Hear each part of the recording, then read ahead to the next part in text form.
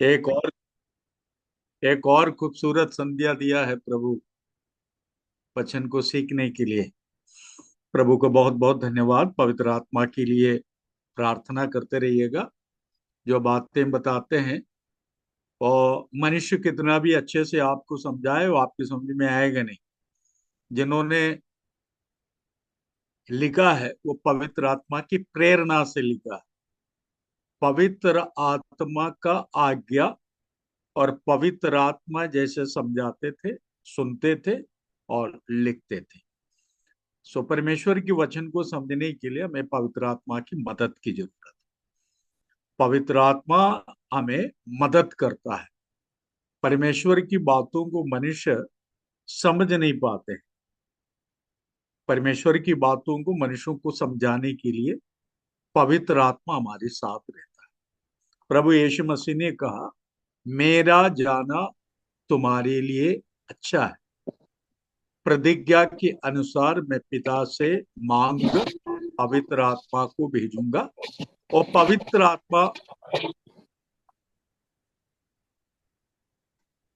आत्मा आपके साथ रहेंगे। और मैंने जो बातें, यानी प्रभु यीशु मसीह ने जो बातें पृथ्वी पर रहकर जो समझाए थे, बोला था, वो सब बातें पवित्र आत्मा आपको और विस्तार से समझाएंगे। इसलिए पवित्र आत्मा से, यानी प्रभु परमेश्वर से प्रार्थना करते रहिएगा। हमें पवित्र आत्मा की सामर्थ्य चाहिए और सामर्थ्य के द्वारा हम परमेश्वर के वचन को समझ पाएंगे। बहुत बहुत धन्यवाद। आप में से कई लोग वीडियो को ऑन किया है। हो सके तो वीडियो ऑन करके रखिएगा ताकि मैं आपके चेहरे को देख पाऊं, आपके हाव भाव को भी देख पाऊं। आप समझ रहे हैं, नहीं समझ रहे हैं, ये भी मैं जान पाऊं। इसलिए बार बार कहते हैं मैथ्यू सर कि आप लोग वीडियो ऑन करके रखो। आज एक महत्वपूर्ण विषय आपके सामने रखने वाला और आप उसको नोट करते रहिएगा। मुझे ऐसा लगता है ये बात मैं आपको बताने वाला हूँ वो आप कभी सुने नहीं होंगे। चर्च में प्रचार बहुत कम इन विषयों पर होता है। यदि आप सुने हैं, आप सुन चुके हैं, तो आपके लिए अच्छा अवसर है कि आप दोबारा उसको सुन रहे हैं। यदि नहीं सुने हैं तो पहली बार है, तो आप उसको आराम से समझने की कोशिश करें। प्रभु की वाटिका, आदन की वाटिका कहता है, आदन की वाटिका, बेगीचा। वाटिका का अर्थ होता है बेगीचा, गार्डन जिसको कहते हैं। बड़ी खूबसूरत गार्डन पिता परमेश्वर ने बनाए थे पृथ्वी पर। यह पृथ्वी की बात है। पिता परमेश्वर ने एक खूबसूरत वाटिका बनाई, बगीचा बनाई। उसमें भांति भांति के फल फ्रूट देने वाले पेड़ों को लगाए। पेड़ पौधा बहुत है, खूबसूरत खुशबू देने वाली फ्लावर्स भी थे, पुष्प थे, है ना। और साथ ही साथ में कई सारे पेड़, बहुत सारे पेड़ भी थे।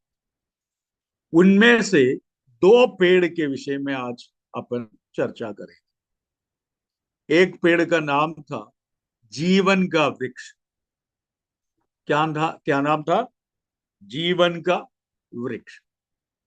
दूसरा वृक्ष का नाम था भले और बुरे ज्ञान के वृक्ष। आप ये काम करिएगा, देख करके उसको लिखेगा। उत्पत्ति दूसरा अध्याय, उसका 9वां पद। उत्पत्ति दूसरा अध्याय, सभी लोग निकालिएगा, बाइबल को सब लोग निकालिएगा। और जितने पढ़े लिखे लोग हैं, जो खास करके जो सेवकाई के क्षेत्र में है, ये जैसा मैं बोलता हूं वैसे नोट करके दूसरों को समझाइएगा। ये आपको बहुत कम लोग इसका एक्सपोजर देंगे, इसका खुलापन, जिसको क्या बोलना, एक्सपोजर अंग्रेजी में कहते हैं, बहुत कम लोग देते हैं। सो आप नोट करिएगा, यदि सेवक हो तो दूसरों को आप समझाइएगा। उत्पत्ति दूसरा अध्याय का 9वां पद ऐसा लिखा है, यहोवा परमेश्वर ने भूमि से सब भांति के वृक्ष जो देखने में मनोहर और जिनके फल खाने में अच्छे हैं उगाए, और वाटिका के बीच में जीवन के वृक्ष को और भले या बुरे के ज्ञान के वृक्ष को भी लगाए। दो वृक्षों का नाम लेकर पवित्र आत्मा हमें समझा रहे हैं उसका अर्थ। पहला वृक्ष का नाम है जीवन के वृक्ष, दूसरा वृक्ष का नाम है भले या बुरे के ज्ञान के वृक्ष। पृथ्वी के मध्य भाग में यह वाटिका थी, पृथ्वी के मध्य भाग में यह बगीचा, बगीचे के मध्य में ये दोनों पेड़ लगाए थे। बगीचे के बीचों बीच मध्य भाग में ये दोनों पेड़ लगाए थे। ये दोनों पेड़ पेड़ है। कई लोग प्रचार करते समय इसको दूसरे दूसरे अर्थ बता करके प्रचार करते हैं। अगर परमेश्वर के वचन में पेड़ लिखा है तो पेड़ ही है, वृक्ष लिखा है तो वृक्ष ही है, नदी लिखा है तो नदी है। उसको दूसरा अर्थ आप नहीं दे सकते। और एक वृक्ष का नाम था जीवन के वृक्ष। कौन सा वृक्ष? जीवन के वृक्ष। आदम और हवा, जब पहला मनुष्य पाप किया तो उन्हें अदन की वाटिका से बाहर कर दिया। बाहर क्यों किया था? कहीं ऐसा न हो हाथ बढ़ाकर जीवन के वृक्ष का फल खाएं और हमेशा जीवित रहें या अमर रहें, अनंत काल तक जीवित रहें। ये कतई परमेश्वर नहीं चाहता था।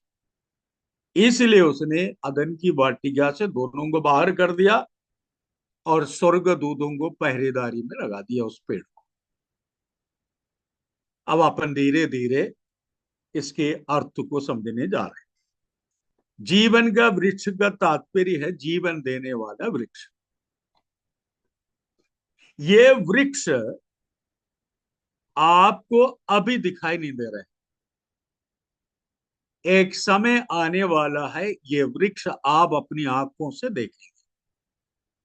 कहां पर देखेंगे?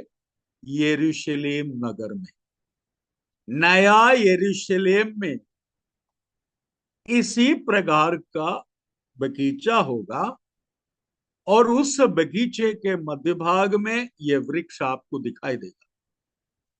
उसका फल 12 महीने में तोड़कर खा सकता है, लेकिन वो आपके लिए नहीं रहेगा उस समय पर। ये जातियों का दवाई के लिए होगा। पढ़कर आपको बताएं, भले और बुरे ज्ञान का वृक्ष बिल्कुल पेड़ ही है, वृक्ष ही है। उस वृक्ष का फल खाने से तो मर जाएगा। किसने कहा? किसने कहा? परमेश्वर पिता ने कहा। क्या कहा? भले या बुरे ज्ञान का जो वृक्ष है, भले और बुरे के ज्ञान के जो वृक्ष है, उसका फल तो कभी न खाना, क्योंकि जिस दिन तो उसका फल खाए उसी दिन अवश्य मर जाएगा। अब सवाल उठता है, क्या आदम और हवा इस फल को खाने के बाद मर गए थे क्या? नहीं मरा, जीवित। तरह तरह की ज्ञान लोग देते हैं। कुछ लोग कहते हैं ये शारीरिक मृत्यु के बारे में नहीं लिखा था, या आत्मिक मृत्यु के बारे में।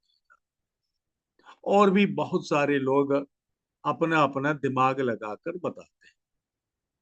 आज मैं वहां पर क्या लिखा है इसका खुलासा करूंगा, और कुछ शब्द, वर्ड्स जिसको कहते हैं, टर्मिनोलॉजी यहाँ पर जो यूज किया है उसको मैं बताऊंगा। आप लिखते जाइएगा, पॉइंट लिखिएगा, इसके बाद में आपको मैं एक्सप्लेन करके एक एक करके बताएंगे।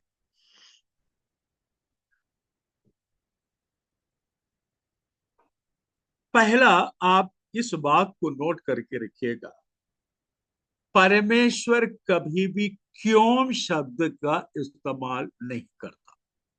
वाई कभी नहीं बोलता। आपने ये क्यों किया कभी नहीं पूछेंगे। यदि क्यों किया पूछने पर आपके पास बहुत सारे उत्तर मिलेंगे, है ना। आप बहाना ढूंढेंगे और आप अपना दिमाग में जो बहाना आता है वो बताते जाएंगे।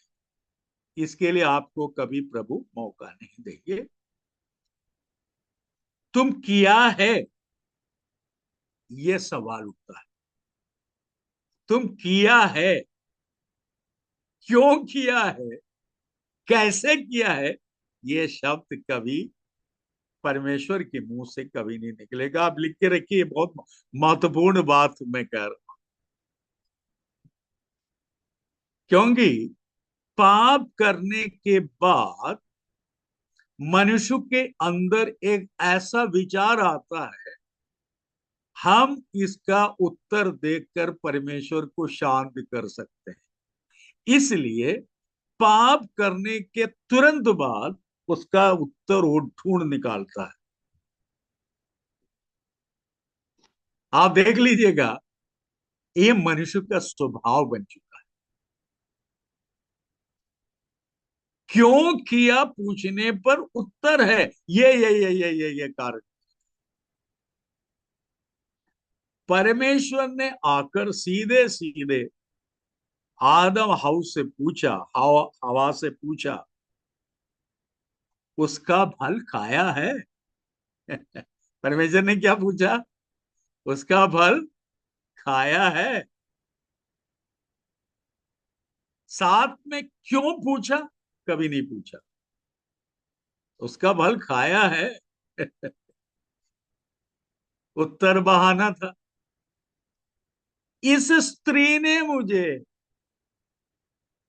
दिया, मैंने खा लिया। स्त्री का उत्तर, ये सर्प ने मुझे बहकाया और मैंने खा लिया। देखो, बहाना आ गया। प्रभु ने केवल पूछा, खाया है? उत्तर हाँ या नहीं। या हर विश्वासी इसको समझना चाहिए। सीधे सीधे दो टूक जवाब, हाँ या नहीं। खाए तो बोला खाया है, नहीं खाए तो बोलो नहीं खाया। परमेश्वर ने आकर के पूछा, खाया है? उसने कहा हाँ खाया। आगे बढ़ते हैं, लिखना शुरू करिएगा। नंबर वन, सवाल क्यों, ये परमेश्वर कभी नहीं पूछेंगे। सीधे सीधे पूछता है, खाया है? तो आप भी उत्तर देने के लिए तैयार रहिएगा। आपके पास कुछ भी जवाब हो सकता है बताने के लिए, बहाना परमेश्वर के सामने नहीं चलेगा। पहला, आप उसको नोट करके रख लीजिएगा।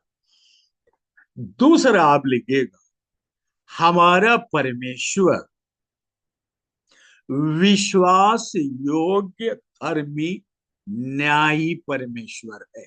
लिख के रखिएगा। हमारे परमेश्वर कौन है? हमारा परमेश्वर कौन है? विश्वास योग्य न्यायी परमेश्वर। विश्वास योग्य नया परमेश्वर। न्यायी न्यायी मैंने परमेश्वर। कहा विश्वास योग्य धर्मी न्यायाधीश। विश्वास योग्य धर्मी न्यायाधीश। न्यायाधीश का अर्थ क्या होता है? न्याय जज। करने वाला। न्याय करने वाला, जज। करेक्ट।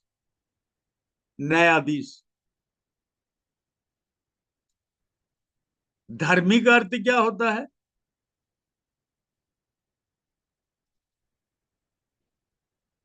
जो परमेश्वर के सामने राइट, सही है, वही परमेश्वर करता है। परमेश्वर के सन्मुख जो राइट है, राइट मतलब क्या हुआ? RIGHT, अनुवाद सही। परमेश्वर के सन्मुख जो सही है, परमेश्वर वो ही करता है। विश्वास योग्य का अर्थ क्या है? विश्वास योग्य। मनोहर का बोलो, विश्वास योग्य का अर्थ क्या है? कोई भी बोलो। विश्वास योग्य का अर्थ क्या है? आप लोग है ना, परमेश्वर सुन रहे हैं ना? हाँ। परमेश्वर की दृष्टि में वचन के अनुसार चलता पते हूँ। के लायक। परमेश्वर के विषय में बोल रहे बेटा, परमेश्वर विश्वास योग्य। परमेश्वर विश्वास योग्य, इसका अर्थ आप उस पर भरोसा कर सकते हैं। हेलो, आप उस पर भरोसा कर सकते हैं। मनोहर का म्यूट करके रख दो। परमेश्वर विश्वास योग्य है, यानी झूठ जरा सा भी परमेश्वर के अंदर नहीं। और दूसरा, न्यायी परमेश्वर है। किसी के बहकाने में या किसी का प्रेशर में नहीं आता। मैथ्यू सर जाकर के बोल देंगे कि राजेश्वरी निषाद को अच्छे गाइए इसलिए ये दे दो। वो कुछ नहीं करने वाला है। परमेश्वर की नजर में जो सही है, परमेश्वर वो ही करेंगे।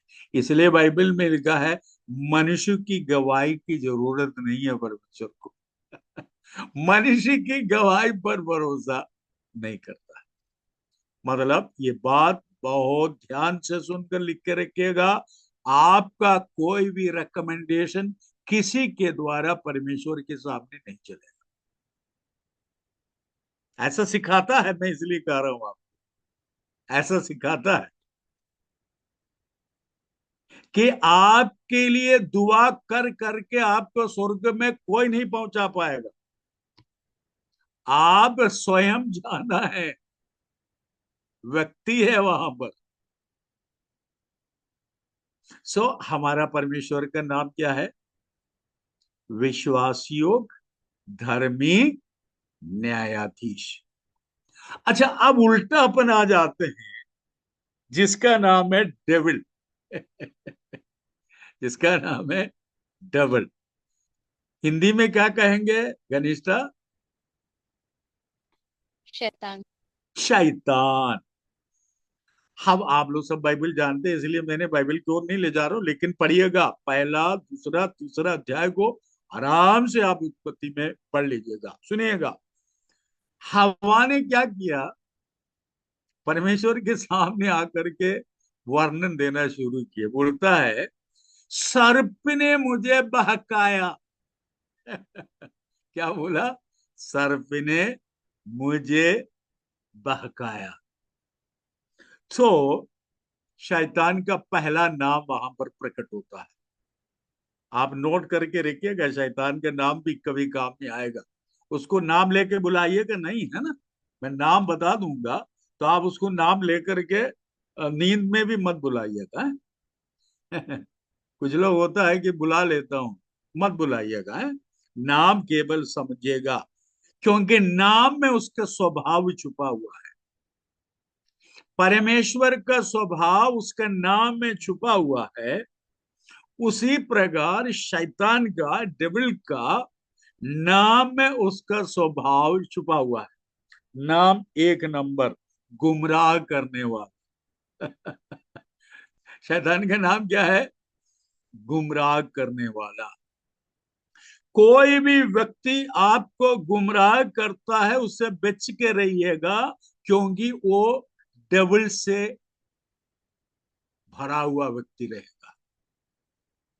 दूसरा नाम है बहकाना।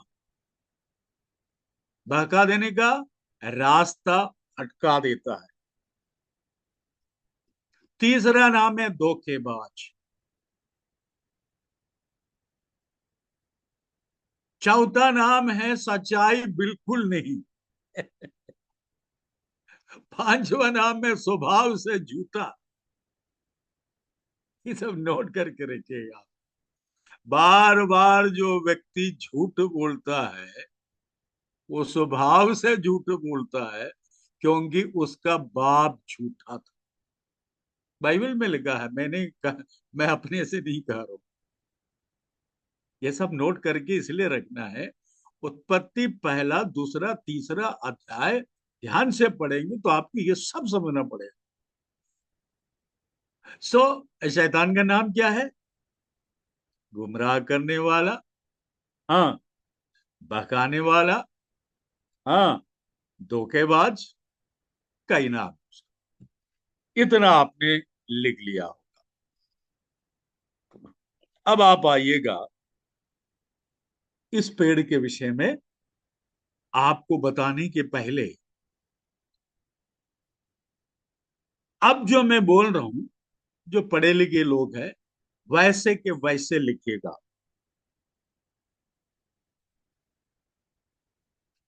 जीवन, लाइफ, जीवन का वृक्ष, उसका जीवन अलग कर दीजिएगा। जीवन को, जीवन का अर्थ क्या होता है, कोई बताएंगे? जीवन से क्या समझ रहे हैं आप? हाँ, बोलिए ना, कुछ भी बोलो। सही है तो मैं बोलूंगा सही है, गलत है तो मैं सुधार दूंगा। जो चलता फिरता हो, जिसमें वृद्धि होता हो। धड़कन, धड़कन जिसको बोलते हैं। धड़कन बंद हो जाती तो बोलता है ये मर गया, है ना? धड़कन क्यों, ललित दुग्गा जी, आपकी मम्मी नहीं दिख रहे? मम्मी था क्या, और क्यों था?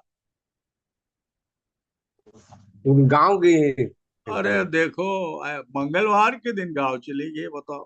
बेचारी आज ही था, वो नामकरण था आज ही अंकल। उनको जाना था जी, आप पकड़ के क्यों नहीं रखे हैं? इतना उत्साहित होकर के बैठ के सुनती है, आप उसको गाने गाने। डेली बैठती है अंकल, डेली बैठती है। हाँ, तो आपके नाम पर पेनाल्टी लगेगा ऐसे में, पता है? हाँ, तो सुनिएगा आप। धड़कन,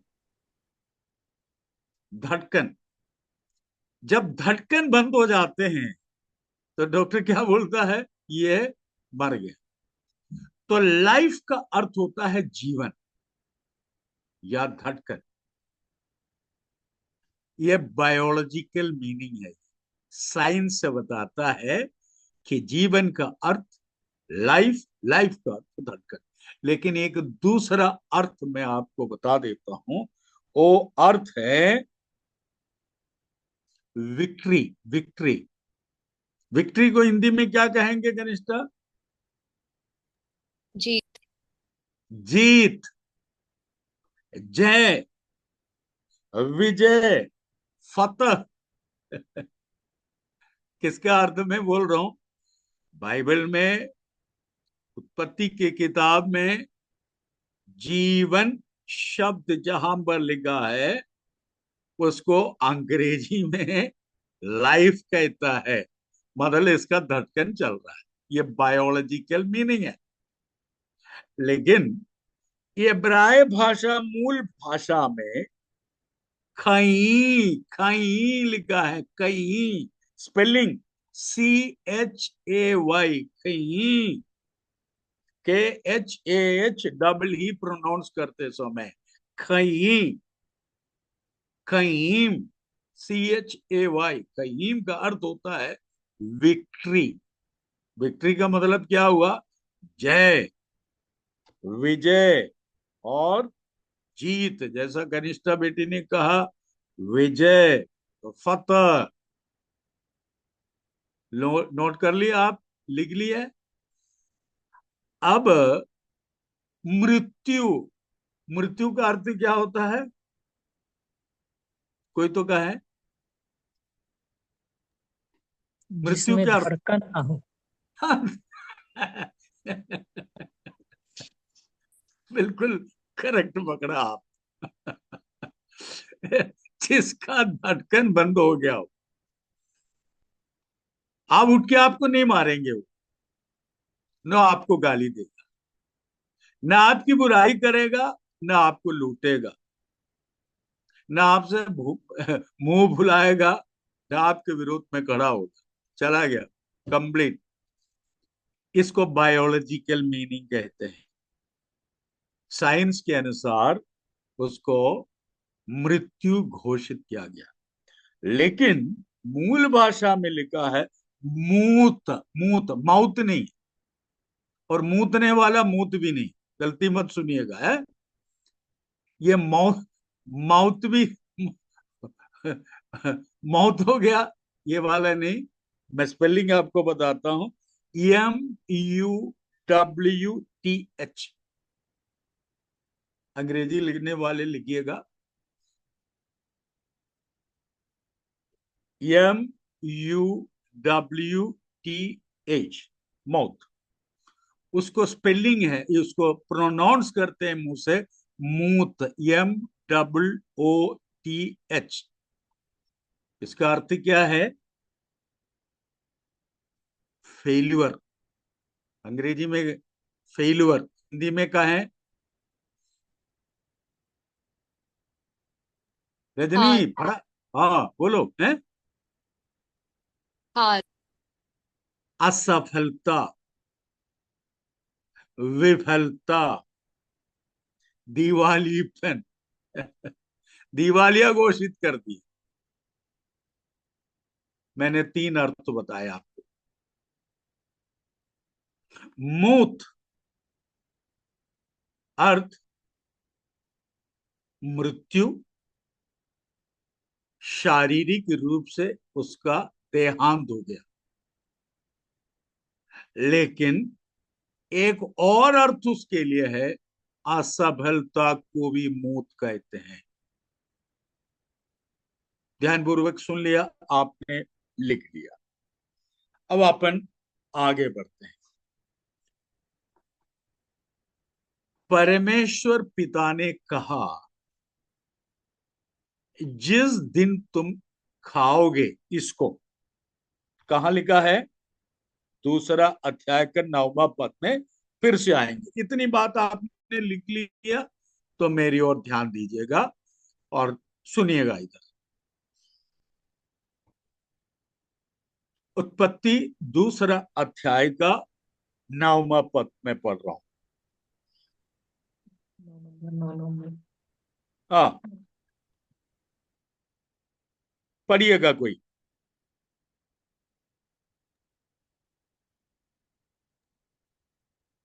और यहोवा परमेश्वर हाँ और यहोवा और यहोवा परमेश्वर ने भूमि से सब भांति के वृक्ष जो देखने में मनोहर और जिनके फल खाने में अच्छे हैं उगाए, और वाटिका के बीच में जीवन के वृक्ष को और भले या बुरे ज्ञान के वृक्ष को भी लगाया। हाँ, कौन कौन सा पेड़ का नाम आपने लिखा? पहला वृक्ष का नाम जीवन का वृक्ष। दूसरा वृक्ष का नाम क्या था? भले या बुरे ज्ञान। भले या बुरे के ज्ञान के वृक्ष, ज्ञान का वृक्ष। अब 17वां पद में आएंगे। 17वां पद,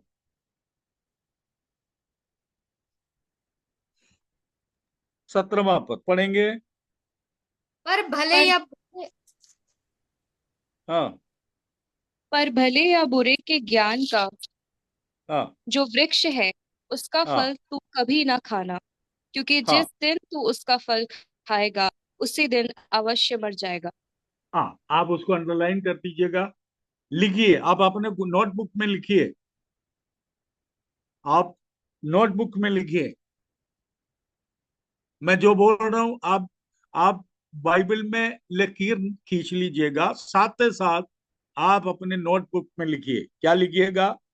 पर भले या बुरे के ज्ञान का जो वृक्ष है उसका फल तू कभी न खाना, क्योंकि जिस दिन तू उसका फल खाए उसी दिन अवश्य मर जाएगा। ये आप अपनी किताब में लिख करके रखिए। अब आप आइए, हमारा परमेश्वर ऐसा क्यों किया? अरे खा लेता, क्या फर्क पड़ता? उसका ज्ञान बढ़ता है ना। खाने में क्यों मना कर दिया? क्यों कुशल साहू जी? इतना बढ़िया चीज है, खाने में अच्छा है, सब कुछ है, क्यों खाने, क्यों मना कर? मना करने से सब गड़बड़ हो गया ना। अगर ना मना करने से, ना मना करने से वो बेचारा थोड़ा सा खा लिए तो क्या हो गया है? क्यों परमेश्वर ने मना किया?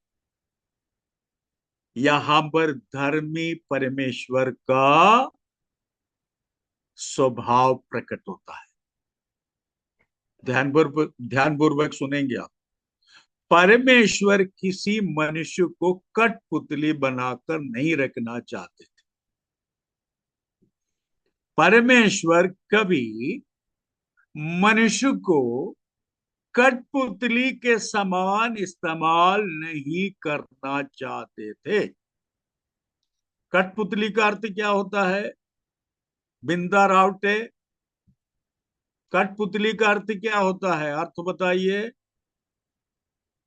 आप तीन मेरे सामने बैठे, कौन बिंदा है मुझे नहीं मालूम, जो बिंदा है आप खोल के बता दो, बताइए। जिसमें जाम नहीं रहता। कठपुतली का अर्थ क्या है?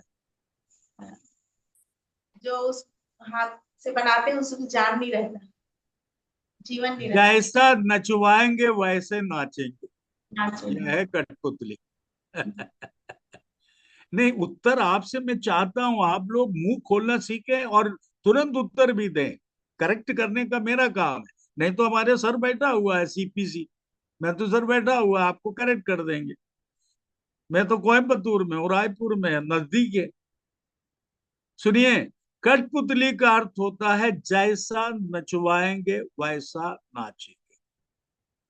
परमेश्वर किसी व्यक्ति को घनिष्ठा, अर्जुन भास्कर, ललित दुक्का, लोकेश्वरी साहू, चंद्रकांता, बालेश्वर, रंजित, किसी को भी कठपुतली के समान इस्तेमाल नहीं करना चाहता, क्योंकि परमेश्वर ने निर्णय लिया मनुष्य को मैं अपने स्वरूप में और अपने अपने बोलिए, परमेश्वर ने मनुष्य को ऐसा बनाया, अपने समानता में, अपने समानता में और अपने स्वरूप में।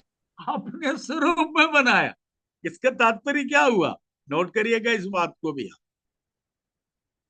अपना समानता और अपना स्वरूप में परमेश्वर ने बनाया, इसका अर्थ क्या है? जैसा परमेश्वर है वैसे आप। जिसको परमेश्वर ने बनाया उसको भी परमेश्वर अपने समानता में बनाया, अपने स्वरूप में बनाया। अर्थात परमेश्वर इंडिपेंडेंट डिसीजन ले सकता है, मतलब निर्णय लेने के लिए स्वतंत्र है। निर्णय लेने के लिए क्या है? स्वतंत्र है। और कठपुतली को निर्णय लेने के लिए स्वतंत्रता दिया गया। कठपुतली को, हेलो, रॉबर्ट को, रॉबर्ट नहीं है, किसी का नाम है रॉबर्ट, मत बोलिएगा रॉबर्ट, रॉबर्ट नहीं, रोबोट, मशीन से बना हुआ है कठपुतली। कठपुतली को स्वयं निर्णय लेने का पावर है क्या? नहीं। अब परमेश्वर न्यायी परमेश्वर होने के कारण परमेश्वर ने निर्णय लिया मनुष्य के सामने विकल्प रखना चाहिए। विकल्प का अर्थ क्या होता है घनिष्ठा? What is the meaning of विकल्प? ऑप्शन चुनने के लिए। ऑप्शन और चुनने का अधिकार दे दिया।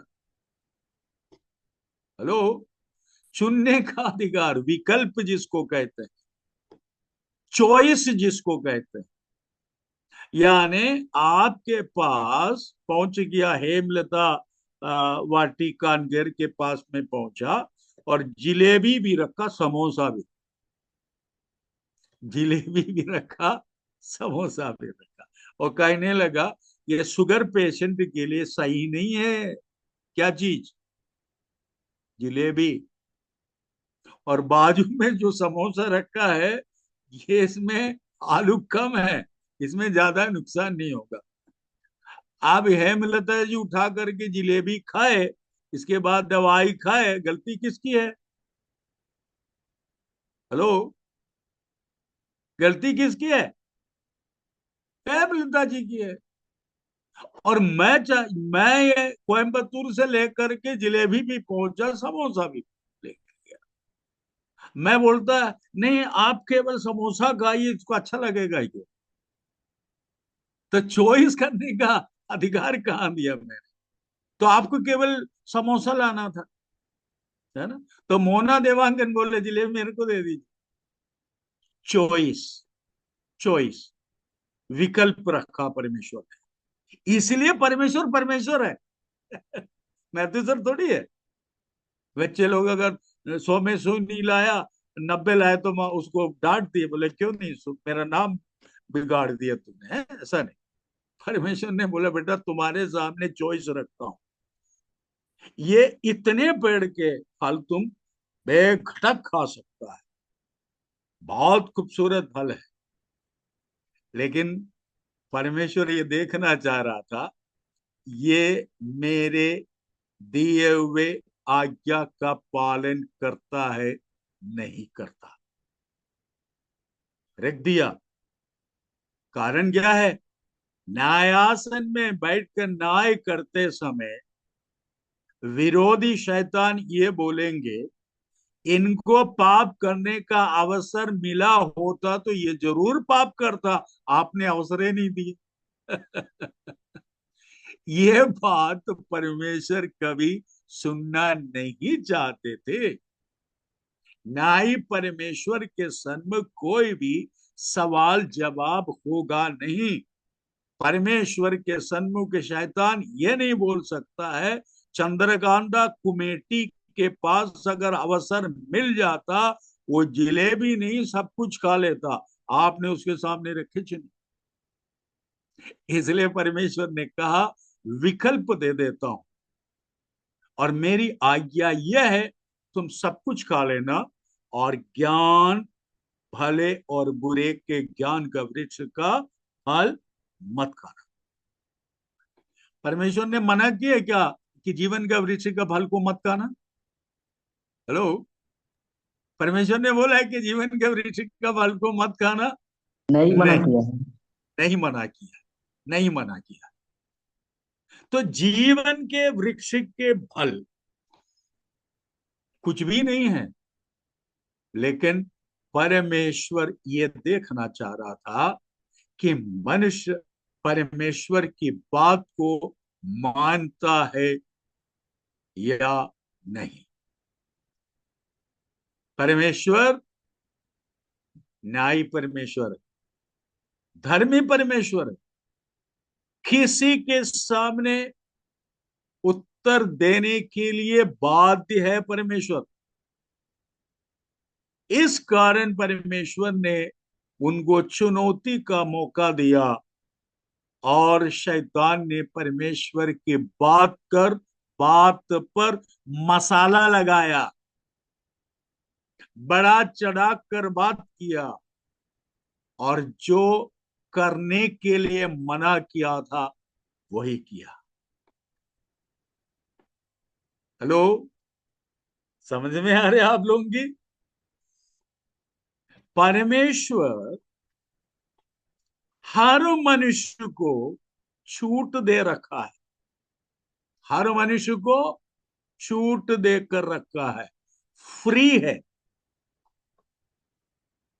आपके ऊपर निर्भर है, आप अच्छाई को चुनता या बुराई को चुनता। थोड़ा समय निकल जाएगा तो अगले सप्ताह बताऊंगा। दो शब्द और नोट करिए। मुझे मालूम है, और आपको ये बात हमें बताना पड़ेगा, क्योंकि आप लोग सब हमारे बच्चे हैं और गहराई तक आपको वचन को लेकर जाए। हर मनुष्य के अंदर दो धातु रहता है। धातु का अर्थ क्या होता है? दो तत्व, दो आइटम्स मनुष्य के अंदर रहता है। क्रिएशन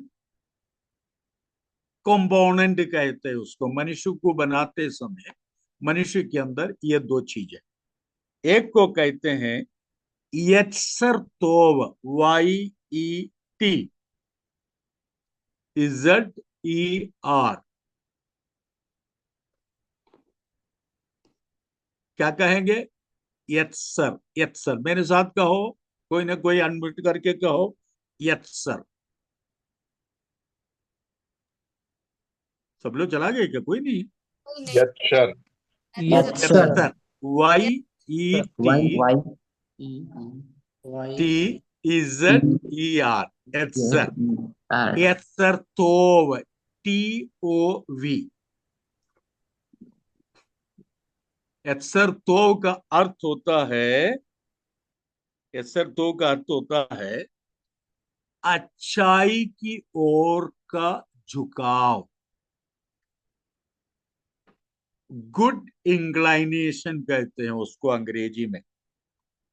गुड इंक्लाइनेशन यानी अच्छाई की ओर हमेशा उनका झुकाव रहेगा। ये यूसुफ देवांगन जी, आप कहां से हैं?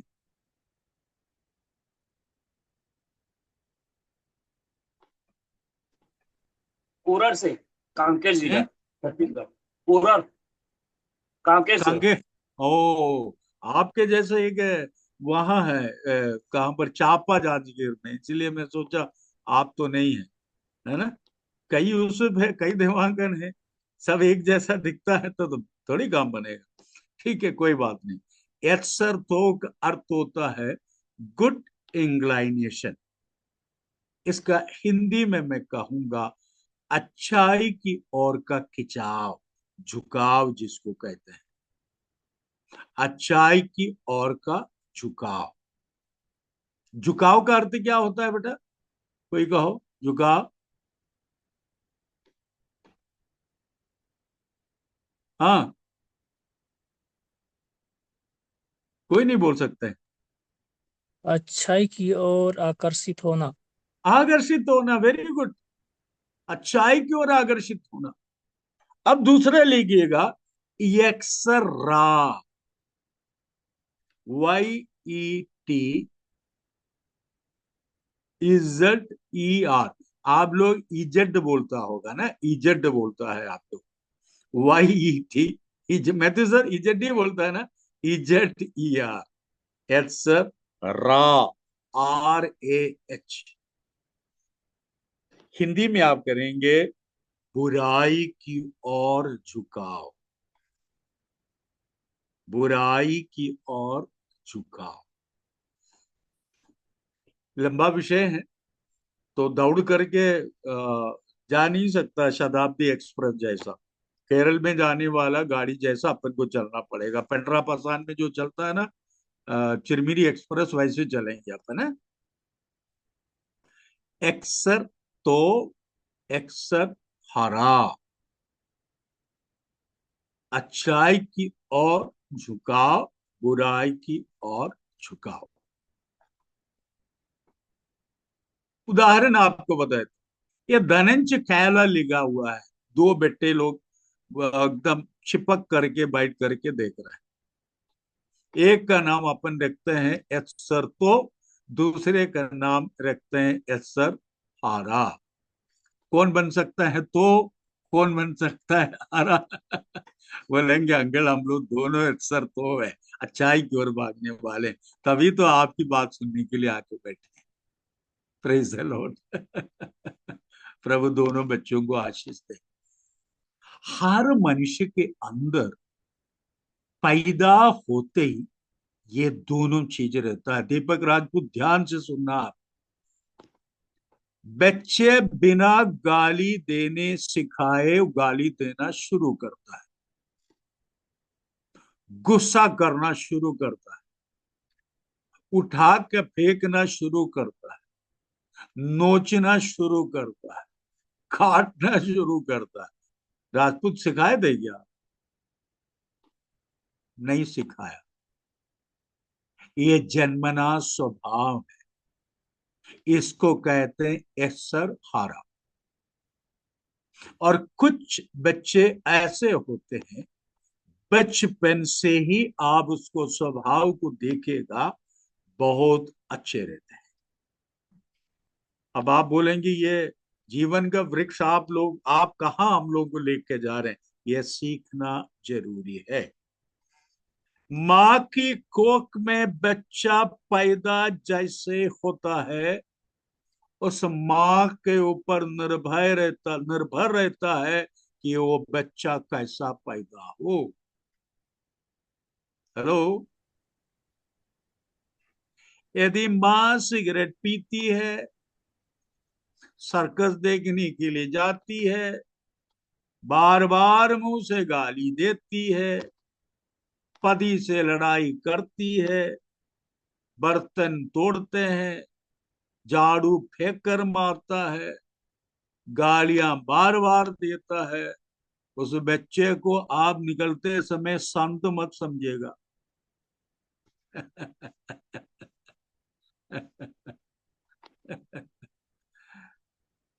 ध्यान से सुनिए। आपका बच्चे की परवरिश पैदा होने के बाद नहीं, पेट में जिस दिन आए उसका 6 महीना पहले से शुरू हो जाती है। फिर से कह रहा हूं, हमारे सामने कई माता पिता बैठे हुए हैं और शादी शुदे लोग हैं, शादी करने वाला भी है। ध्यान से सुनेंगे। आप लोग मेरे लिए प्रार्थना करिएगा। गुड फ्राइडे के दिन पालेकाड केरल में मैंने एक सेमिनार रखा है, फैमिली सेमिनार। सवेरे 9 बजे से लेकर के दोपहर 1 बजे तक बहुत सारे लोग वहां पर आएंगे। पूरा उनको यही शिक्षा देने वाले हैं, आपका परिवार हंसी खुशी के साथ कैसे जीवन बिता सकता है। आप लोग में से कोई आना चाहते तो आइएगा आप, लेकिन वो मलयालम में, केरल में। मैंने 100 से अधिक स्लाइड बनाए हैं मलयाली लोगों को देने के लिए। काफी लोग आएंगे। 20 रुपया रजिस्ट्रेशन रखा है। मैं इसलिए बोल रहा हूं कि कोई आना चाहते तो फ्लाइट में आइएगा। उस विषय के लिए प्रार्थना करिए। मां के कारण कई बच्चे आज सोसाइटी के लिए सिरदर्द बना हुआ है। नशाखोरी से लेकर हत्यारा तक बन रहे हैं। शादी होने के 6 महीने के अंदर शादी टूटता जा रहा है। मैं सब क्यों आपको ये बताना? अदन की वाटिका में जिसने हवा और आदम को बहकाया, वो मरा नहीं है, जीवित है। अदम की वाटिका में जिन्होंने परमेश्वर की आज्ञा का उल्लंघन कराने के लिए पीछे पड़ा हुआ था, जिसको डेविल है, शैतान है, वो मरा नहीं है। देवनारायण साहब सोच रहे कि वो मर गया है। नहीं है, वो मरा वरा नहीं है, वो जीवित है। वो जीवित है, अभी भी है। अभी भी कभी भी आप उस पर दोस्ती बनाए रखेंगे, वो आपको बहका दे। कई मसीह परिवार बर्बाद इसलिए हो रहे हैं। प्रभु को धन्यवाद, वो हाथ उठाकर आपके ऊपर परमेश्वर ने करुणा दिखाई, ये रहस्य बात की प्रकट करो। कितने लोग हाथ उठाकर प्रभु को धन्यवाद दें। हालेलुया। सोनू सलाम, सुन रहे हैं आप बेटा? हर व्यक्ति के अनुसार अंदर पैदा होते समय ये दो चीज प्रकट हो जाती है। एक को कहते हैं एत्सर तो, दूसरा कहते हैं एत्सर हारा। जैसा चाहे वैसा आप उसको बढ़ा सकता है। प्रार्थना, उपवास, गीत, वचन पढ़ा पढ़ा कर आप माहौल ऐसा क्रिएट कर सकते हैं, कभी भी उसका एक्सर हारा हावी नहीं होंगे, एक्सर तो बढ़ता रहेगा। हालेलुया। जिस कमरे में मैथ्यू सर सुनिएगा बैठ करके 10 आदमी सिगरेट पिएंगे, उस कमरे के अंदर एक्सर हारा बढ़ेगा कि एक्सर तो बढ़ेगा? उत्तर कोई तो कहो। एक्सर हारा। सर हारा। एक्सर हारा बढ़ेगा।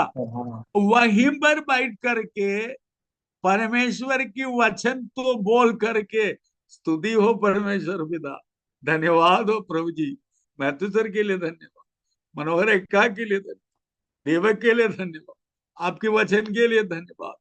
आए हैं हम तेरे चरणों में, है गुनगुना रहे हैं स्तुति प्रशंसा। ये सुन सुन करके माहौल बिगड़ेगा कि माहौल अच्छा होगा? हेलो, अच्छा होगा। अच्छा होगा। बच्चे चाकू उठाएगा कि बाइबल उठाएगा? अच्छा होगा। बाइबल उठाएगा। बाइबल उठाएगा। हालेलुया, प्रभु को धन्यवाद। अब यहाँ पर ध्यान रखने वाली बात है कि शैतान, आपको क्या लग रहा है कि आकर के एक दिन में पटा करके फलक खिला करके चला गया, है ना?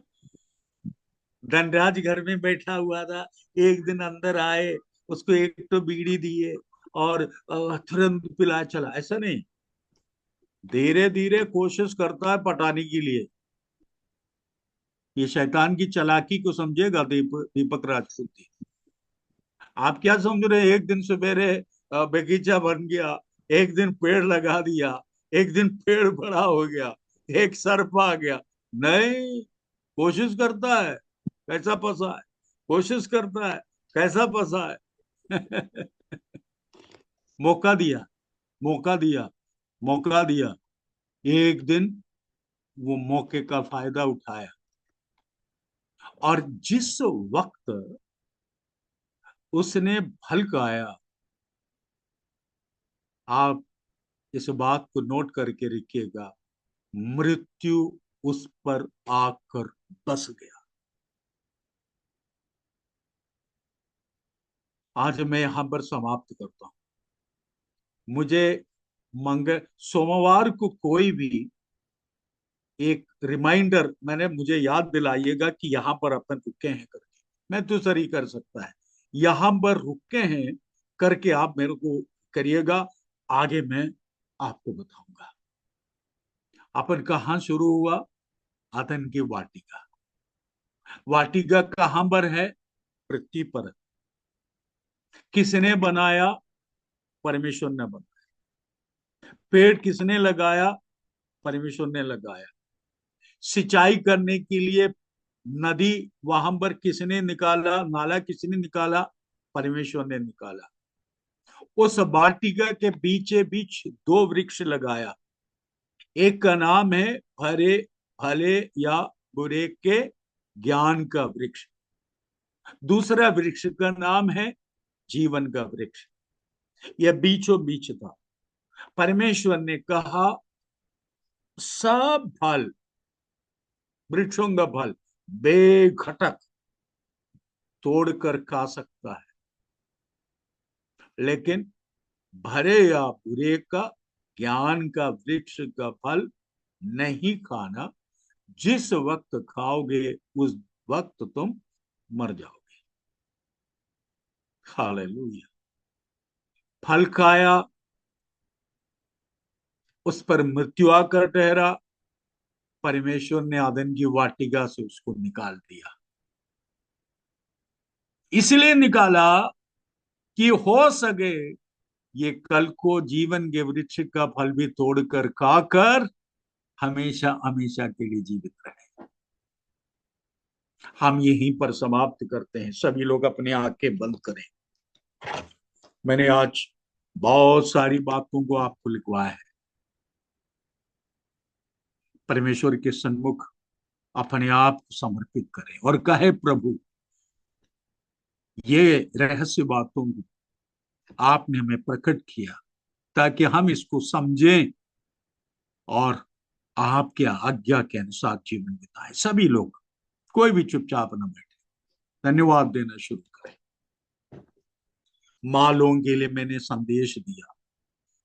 बच्चा पैदा होने के बाद परिवार शुरू नहीं होता है। माँ की कोख में जन्म लेने का 6 महीना पहले से बच्चे की परिवार शुरू होना चाहिए। धन्यवाद देना शुरू करें। प्रभु मेरे संतान बुराई की ओर कभी दौड़ता ना चला जाए। बोले मुंह से, मेरे संतान, मेरा बेटी, मेरा बेटा, मेरा परिवार का कोई भी सदस्य बुराई की ओर कभी दौड़ता ना चला। परमेश्वर पिता, सभी लोग प्रार्थना करिए, मुंह खोलकर बोलिए, परमेश्वर पिता मेरे संतान कभी भी बुराई की ओर खींचता ना चला जाए। मेरे संतान आपकी ओर हमेशा खींच कर चला जाए। सभी लोग प्रार्थना करिए, कोई भी चुपचाप न बैठे। हालेलुया। नाम लीजिए, अपने संतानों का नाम लीजिए। कई है प्रभु जी, धन्यवाद देते हैं। आपने मुझे जोड़ा दिया, आपने हमें समझाया, आपने बाइबल दिया, आपने हमें गीत का किताब दिया। हर बातों के लिए धन्यवाद, हर बातों के लिए धन्यवाद। जीवित रहने के लिए आपने अनुमति दी, अच्छे शरीर दी, धन्यवाद देता हूँ प्रभु, धन्यवाद देता हूँ प्रभु। आपके दासों के लिए धन्यवाद देता हूँ, इस अच्छे वचन के लिए धन्यवाद देता हूँ प्रभु। हमें मदद कर प्रभु, हमें मदद कर प्रभु। पिता परमेश्वर आपको धन्यवाद देते हैं। आज की संध्या आपने गहरी बातों को हमारे सामने प्रकट किया। पवित्र आत्मा के द्वारा इस बात को बोलने में हमें मदद किया और पवित्र आत्मा के द्वारा इन बातों को समझने में इन बच्चों की आपने मदद किया। हम आपको बहुत बहुत धन्यवाद देते हैं प्रभु जी। इस वचन को सुनकर वचन के अनुसार जीवन बिताने में सहायता और मदद करता परमेश्वर पिता। अगले सप्ताह इसके आगे के बातों को हम सुनना चाहते हैं। हमें समझा परमेश्वर, आपके तेजस्वी कलीसिया का भाग बनने में सहायता और मदद कर परमेश्वर पिता। धन्यवाद देते हैं मैथ्यू सर, उसके परिवार के लिए, व्यवस्थाओं के लिए धन्यवाद देता हूँ। जितने लोग जुड़े हैं सबके लिए बहुत बहुत धन्यवाद। आपकी आशीष इन पर ठहरने पाए परमेश्वर। इनमें से कोई बीमार हो प्रभु यीशु मसीह के नाम से उन्हें चंगाई दे परमेश्वर पिता। यदि कोई बुराई में फंसा हुआ है, यीशु मसीह के नाम से उस बुरा प्रभाव उसके जीवन से दूर होने पाए प्रभु जी। धन्यवाद देते हैं। बच्चों के लिए धन्यवाद देता हूँ, जो एग्जामिनेशन लिख रहे उसके लिए प्रार्थना करता हूँ प्रभु। अच्छे नंबरों से पास होने में साथ और मदद कर प्रभु। हर बातों के लिए आपको धन्यवाद देते हुए दुआ प्रभु यीशु क्रिस्त के नाम से मांगता हूँ, सुन और ग्रहण कर पिता। आमीन, आमीन, आमीन। प्रभु आप सबों को बहुत आशीष दें। प्रभु के दास मैथ्यू सर को बहुत बहुत धन्यवाद। आशीष।